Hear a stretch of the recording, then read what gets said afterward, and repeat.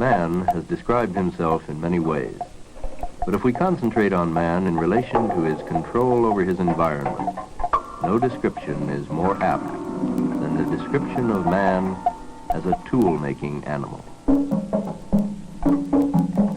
And in the short history of mankind, the majority of the tools which man has made can be thought of as an extension of his muscle power. That is, the ability to perform work faster and in greater quantity.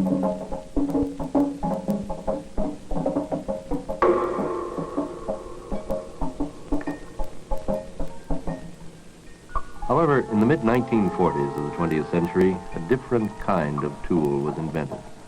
A tool for extending certain of the powers of man's mind. This tool is the electronic computer.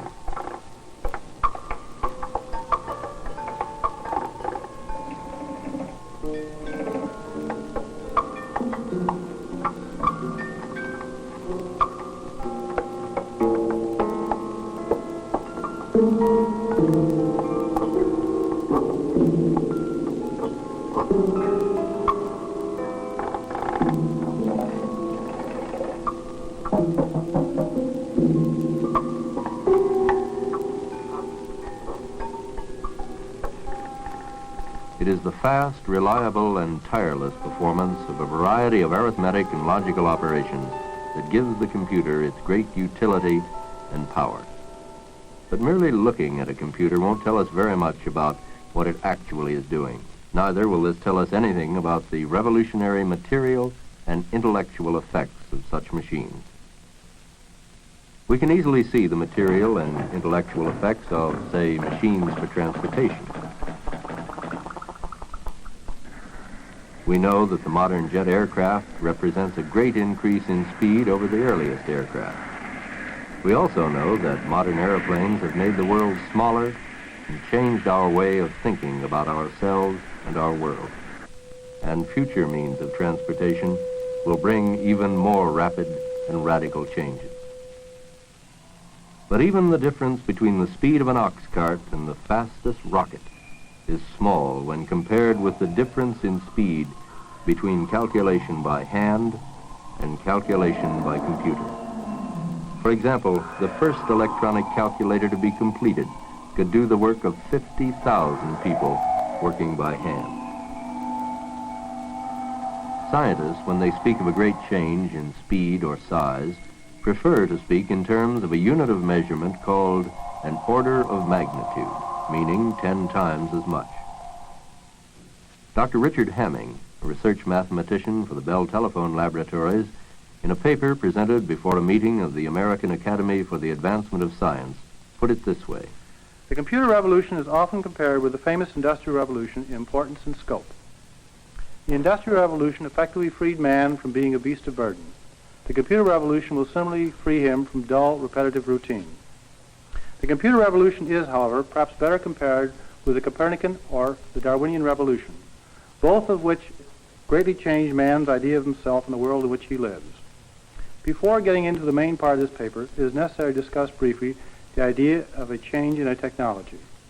Change is often measured in units of an order of magnitude, meaning roughly a factor of 10 times as much. It is a common observation that a change of an order of magnitude in a technology produces fundamentally new effects. As an illustration, consider the following example. Modern jet planes are about 1 order of magnitude faster than Wright brothers' first plane. Another example, the fastest missiles are somewhat more than 2 orders of magnitude faster, meaning about 300 times faster. Automobiles are used at speeds around 1 order of magnitude faster than a horse and wagon. Each of these have produced whole new effects. Indeed, it is said that the automobile has produced even a change in our morals. Computers have improved in speed by at least 6 orders of magnitude. a millionfold. In order to understand the factor of a million, consider the following two situations. First, that you have only $1, and second, that you have $1 million. You can readily see that in the two situations there are fundamentally different effects. You adopt a different view of yourself and the world in which you live. Along with the change in speed, there has been a great increase in reliability, so we now do much longer computations than were practicable by hand.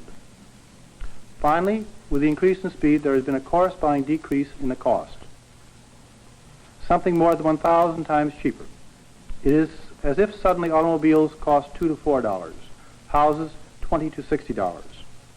And the changes in the computer technology are still going on. These, then, are the... We hardly need to be reminded that we live in a world that is becoming more complicated and more crammed with information every day.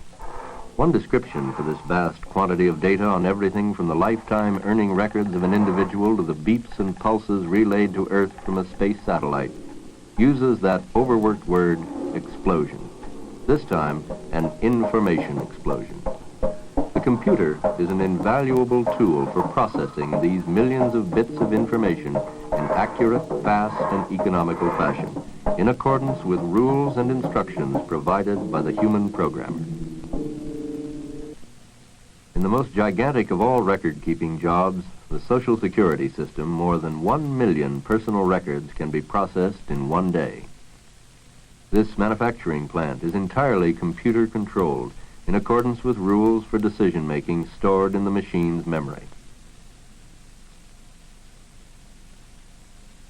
This chemical plant for making polyisoprene was designed by a computer. In a recent example, a computer in 16 hours and out of 16,000 possible designs selected the design that most closely approached the ideal design as defined by the engineers.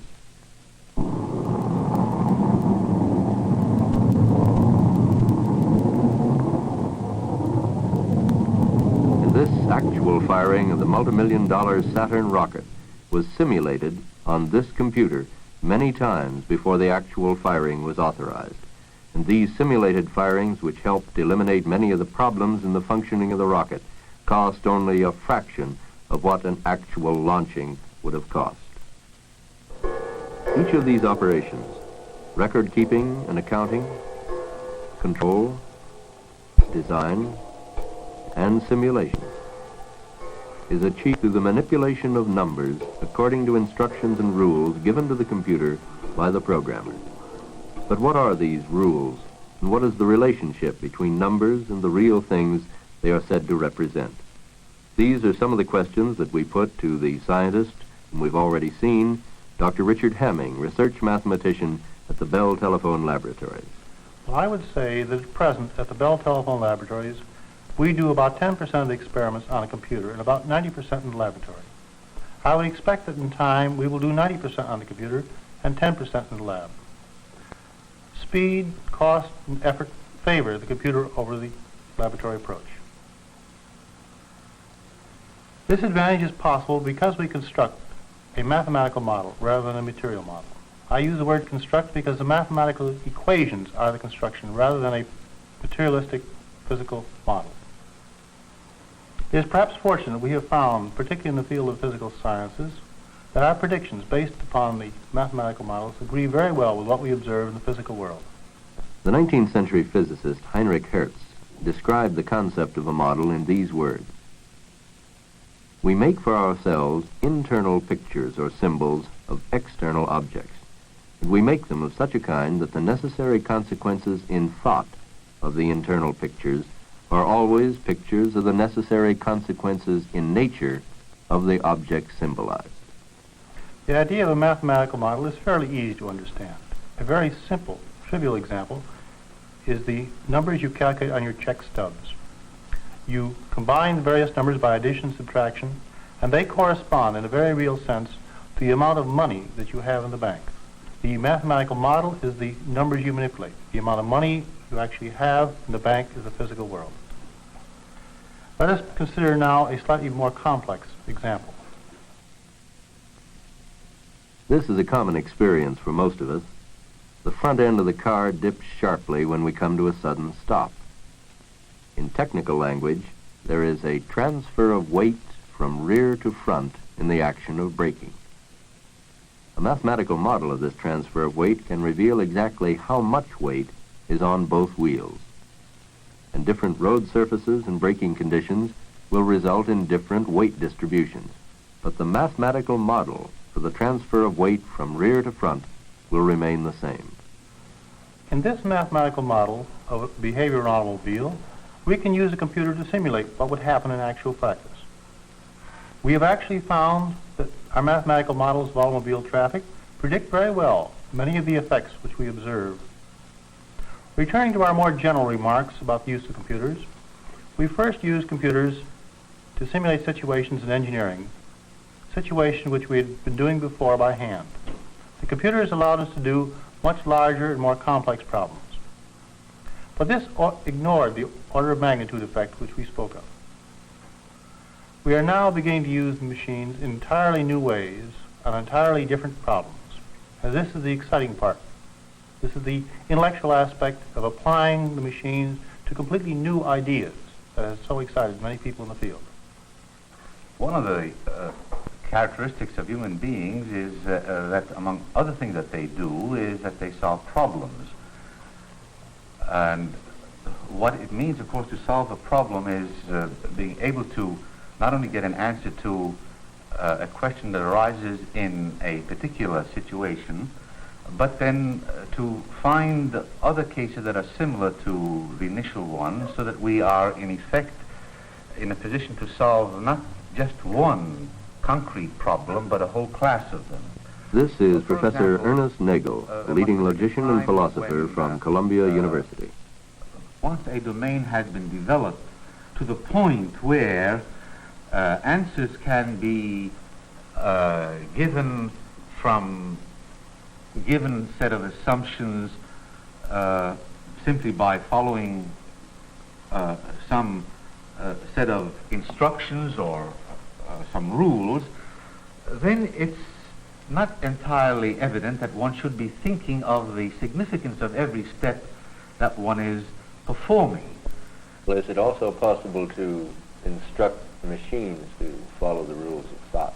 Indeed, I think this is, of course, the basis for having machines or computers, since their entire task consists in following a set of rules or programs, so that in a very short span of time, they're able to come out with an answer that would have taken human beings an extraordinary length of time to produce.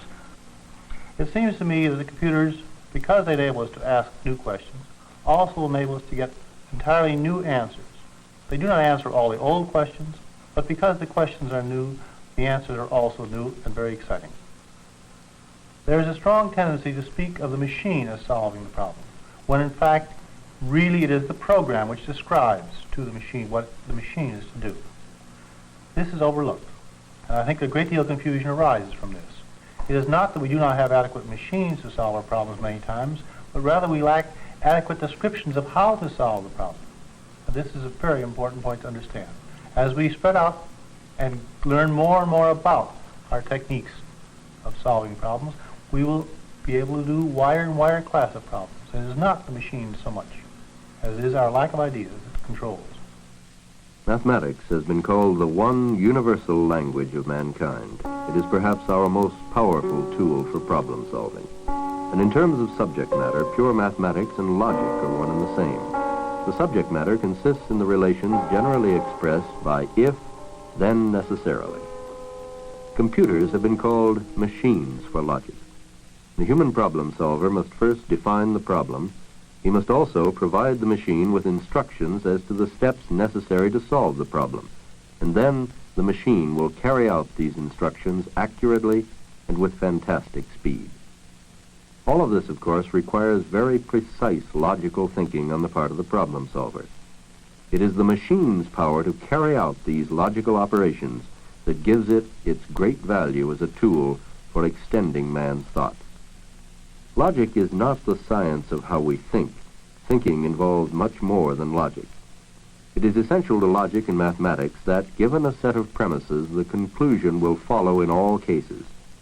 Results from a computer are the necessary conclusions arising from the data and rules of operation provided the machine by the human programmer. And yet, these conclusions can accurately reflect and foretell real-life situations. What is the nature of this remarkable correspondence between the abstract symbols of mathematics and logic and the real perceptible world of objects and events? We asked Professor Nagel to comment on this.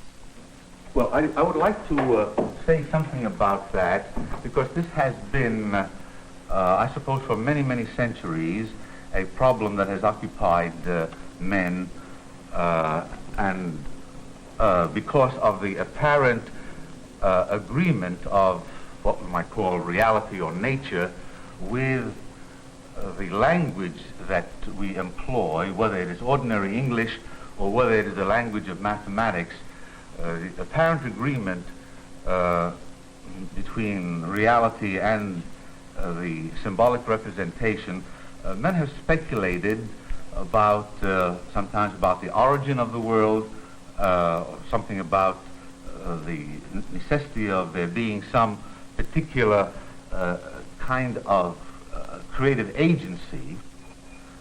And so, if one asks, why is it that the consequences of assumptions that we make are in agreement with in nature, the answer is because nothing can count as an instance of the assumptions that we make unless the assumptions themselves are confirmed. The electronic computer in the service of the human problem solver reflects back to him the consequences of the assumptions he employs when he builds a mathematical model of a real-life situation. So that rather than saying, as for example, the late Sir James Jeans maintained, that the fact that mathematics is used in exploring nature, he maintained that this shows that there must have been a divine creator, and moreover that the creator was a mathematician.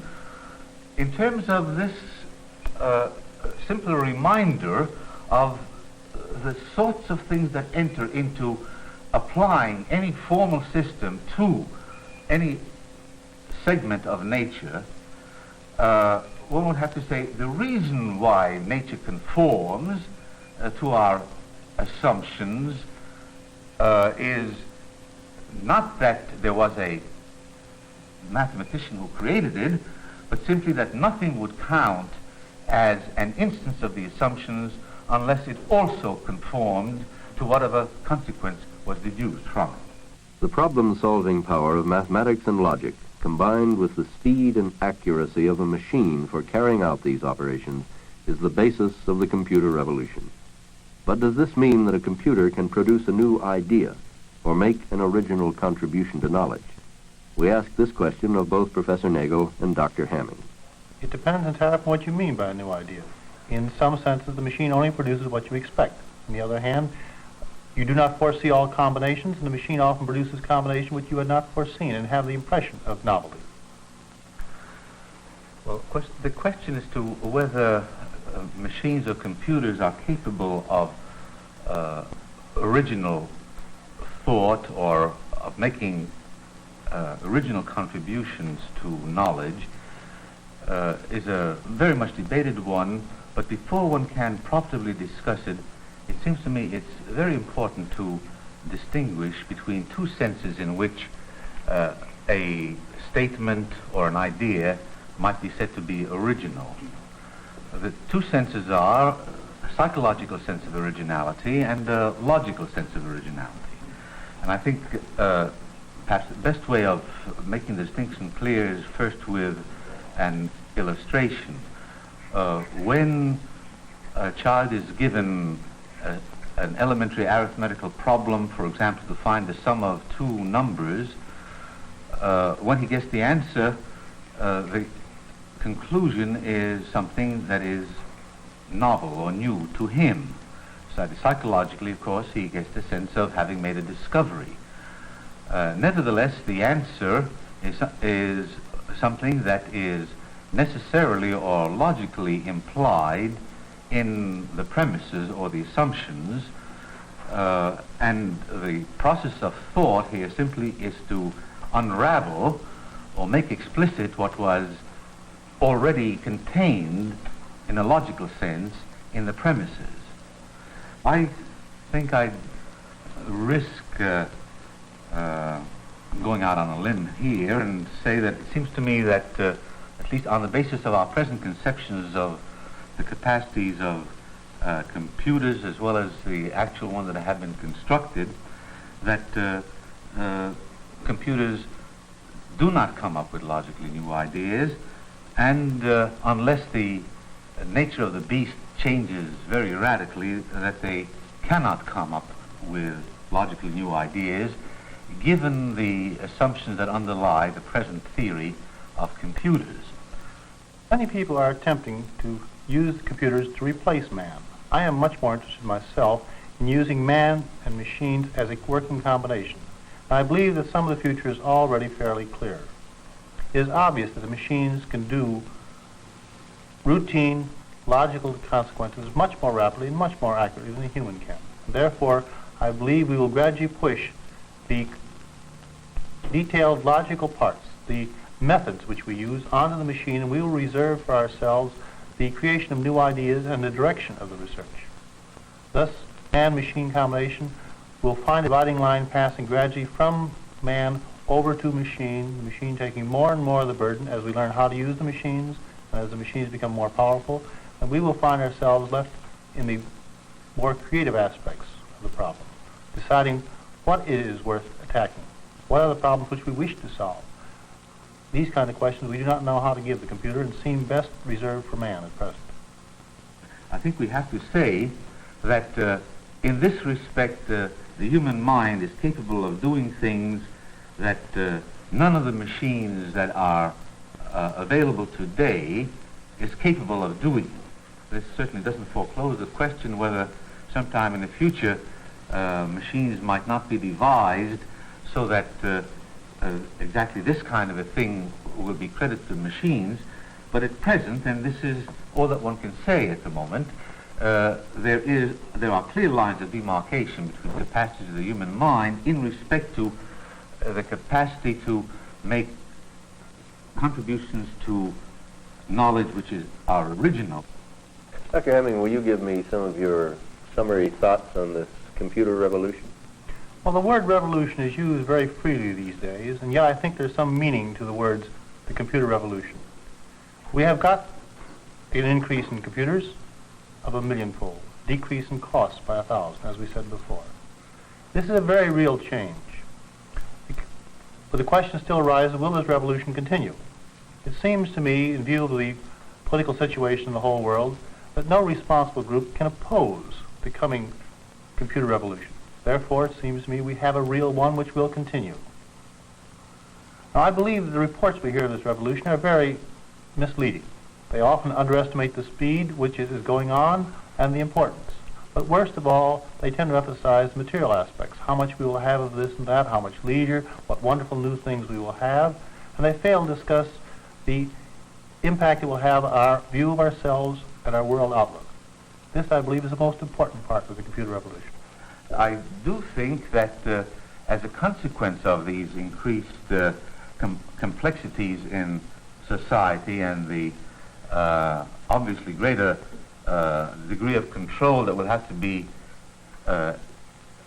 exercised if we are not going to run into each other constantly, it does require us to think seriously as to how in the future we, or perhaps more specifically our children and grandchildren, will be able to realize the potentialities that we would like our own society to enable us to develop. We shall have to find ways of training ourselves how to enjoy the leisure that we presumably are going to have, the greater leisure that we're going to have, in such a way that instead of being frustrating and making life a perpetual boredom, will enable us to engage in creative activities.